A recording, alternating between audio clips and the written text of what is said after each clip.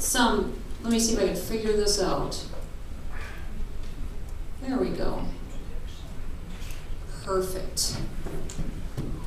We'll get organized here yet. But I wanted to go over a few slides with you because sometimes when you look back at what's going on in Washington, D.C., and I was first elected in November of 2010, and a lot of you were there and followed the race and recognize a lot of the challenges that we face and some of the discussion that is going on in Washington, D.C., and we've seen that there's been a lot of disagreements. If you watch the news and you watch the media quite a bit, you can see that there's a lot of frustration, and that we've got people that truly are working through the process of trying to solve the big problems that this country is facing. We do have a divided government right now. We have Republicans that are controlling the House and Democrats that are controlling the Senate, and a president that is a Democrat as well. So we're seeing what would be the perfect opportunity for everybody to sit down at the table and really offer some solutions, because nobody could really take credit for it and nobody could really take blame for it. If we all work together and pull together, we could really accomplish some big things to put us back on a better path. And that's really what I'm hoping that we can do, because we do have some big challenges in front of us. The last several years, the last 3 years, we've accumulated more debt in this country than we did in the first 100 years of this country.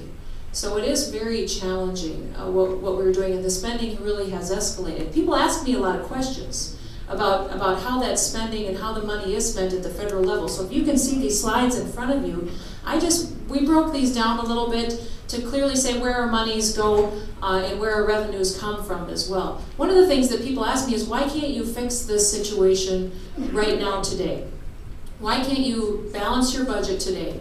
And the problem that we have is that 2/3 of our federal budget doesn't come back to Congress every year. 2/3 of our budget and what the federal government spends, I guess is what I should say, of the spending that happens automatically with the federal government is on autopilot. It's set in formulas that are in the statute so that it automatically is funded every single year, year after year. The other third of the budget is what we deal with in the appropriations process. So that's really, when we talk about appropriations and the budget that we lay out and all of that we get to deal with and look at every year, that's that other third of the budget. And that's the challenge we have in front of us, because if we really truly want to significantly impact our budget and get it back into line, we have to pass a bill. We have to pass a bill through the House. It has to go to the Senate, and the Senate has to take it up and pass it. And then beyond that, the President has to sign it into law.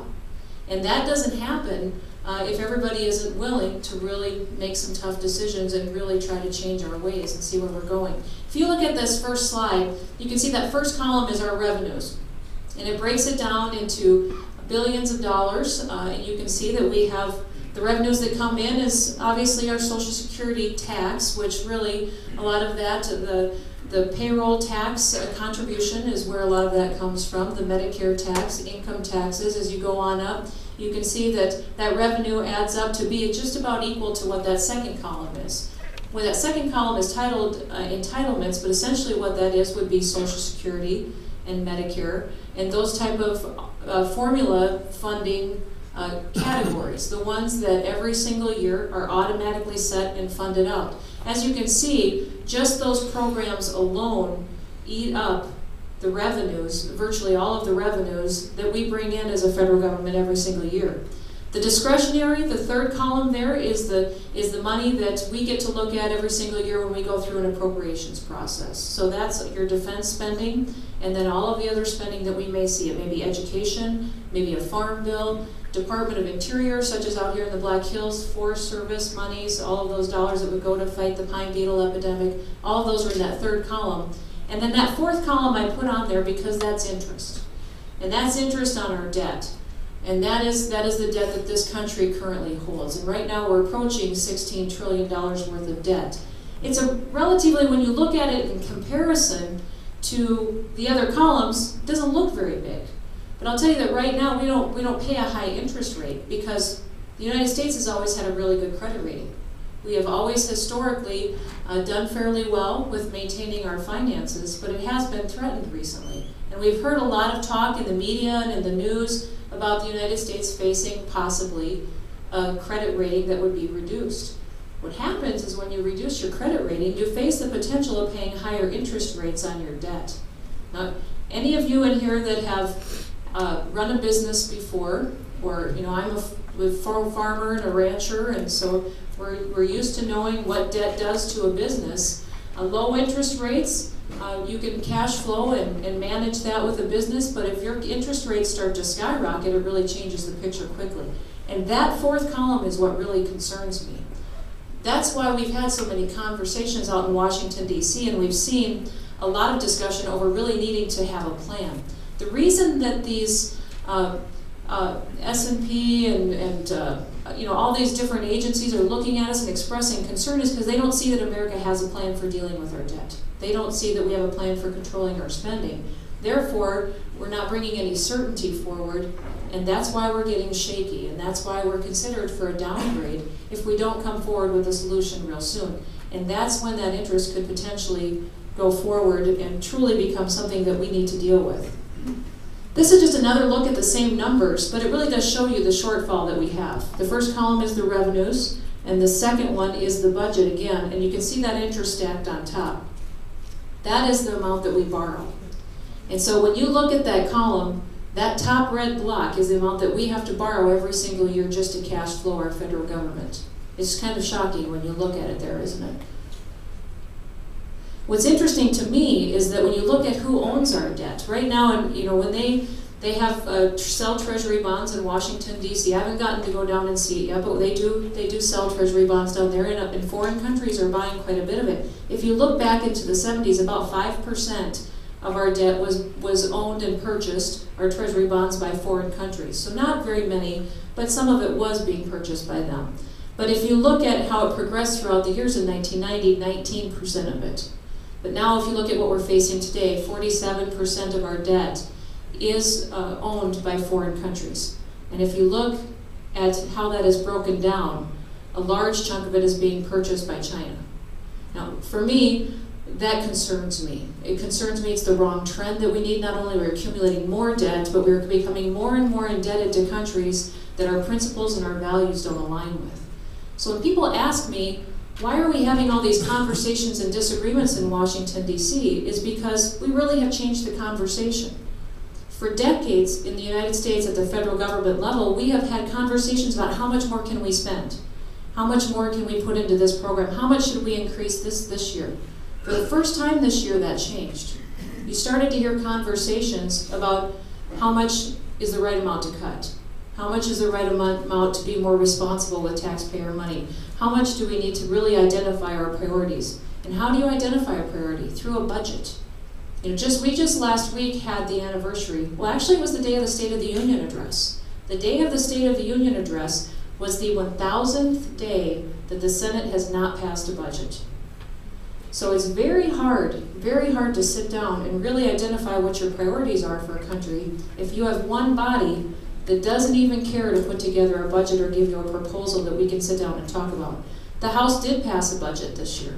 We really felt like it cut $6.2 trillion over the next 10 years, but it did it responsibly. And it was something that we really hoped that we could come together with the Senate, with the President, and see if we could find some agreement on and find some common ground on and really put into place. But we couldn't get the Senate to do that. We just couldn't get them to come to the table. So the one thing that we truly do need to fix is we need to have people that are really willing to come to the table and offer some solutions. So my concern with the interest rates is, what if the interest rates do go up? I've heard some projections, and it probably is speculation, that as our credit rating gets downgraded, that the 2 to 3% we pay on our interest right now, on our debt, could go as high as 6 or 7%. So when you look at moving it up that much, and you see that for every 1% increase in our interest rates, there's an additional $1 trillion in debt over 10 years.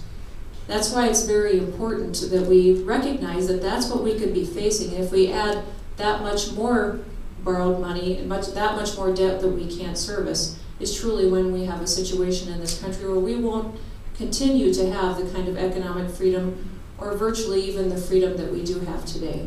And so we're deciding our future with a lot of these conversations that we're having.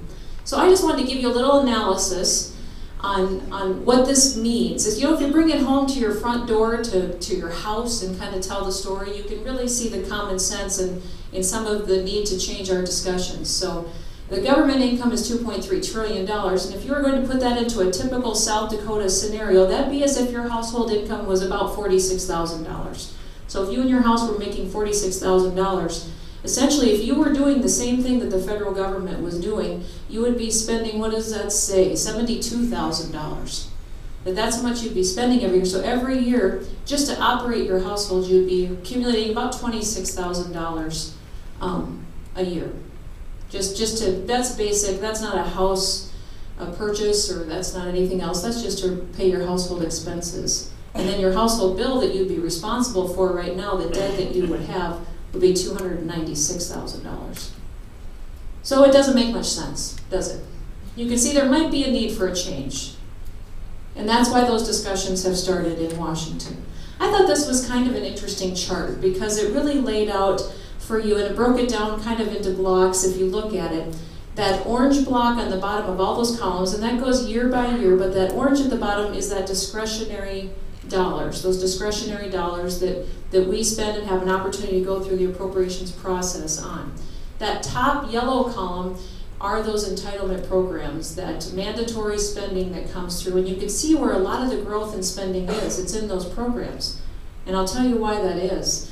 When you look at Social Security, how things have changed over the years. Back in the 50s, we had 16.5 workers for every one beneficiary of the program. So we had a much different scenario. We had a lot of people contributing into the Social Security fund with only one person benefiting from it. As you see how it has changed, down to 2009, we have 3 workers for every person who's benefiting from it. So you can see why the funding for that program is being threatened, in the fact that we have less people contributing than we used to have, and the trend is changing. Also, if you look at our life expectancy, you can see we're living much longer too. We have 10,000 people that are retiring every single day and signing up for Social Security and for Medicare. And because all of the baby boomers are getting to that age, and they're starting to get there. And so that is why these programs are going to go broke. We have, all indications show us that in about 9 years is when Medicare will be broke and no longer solvent. And so it's really important that we address those now, and we come up with solutions with those now. That's why the plan for Medicare that I supported it because it was really important to me that we fix Medicare and not touch anyone who is older than 55. I think anybody who is 55 and older, they've been planning on that program being there, so anything that we do to save Medicare needs to leave them protected and fix it for younger workers and for younger people who still have a chance to pay in and still have time to be ready for that program. If we wait another year or two to do this, there's no way to save Medicare without impacting people who are benefiting from it now and counting on it. That's why it's so important to make these decisions now and to not get caught up in political discussions on why we can't do it. And we just need to really decide that we need to come up with some solutions together. Anyone who is willing to not change anything is telling us that they're willing to let Medicare go broke and that they're willing to let it go away. And I'm not willing to do that. I think it's a critically important program. It's something that we have a lot of people that are counting on, that have paid into the program, and that we need to make sure that if we do fix it, we do it right, and that we do it together. This is our current debt clock, and it just kind of shows you how quickly our dollars go out the window. That is currently tabulating how fast money is spent and how much our debt is going up every single day. It gets a little alarming if you watch it for too long, so I don't want to make you all anxious and make you nervous, but we'll leave it up there and we can kind of see how it grows as we go throughout the discussion. But that's just a little bit of a framework for why people ask me all the time. It seems to me there's a lot of disagreement out in Washington. It seems as though the House is making a lot of decisions and passing a lot of bills, and why are you guys being so aggressive on making sure that you're really dealing with a lot of these issues now? And I'll tell you the reason we are is because we recognize we can't continue this trend. And it really is important. And so I think that the more that we can really try to provide a better opportunity for our kids in the future, the better off that we'll all be.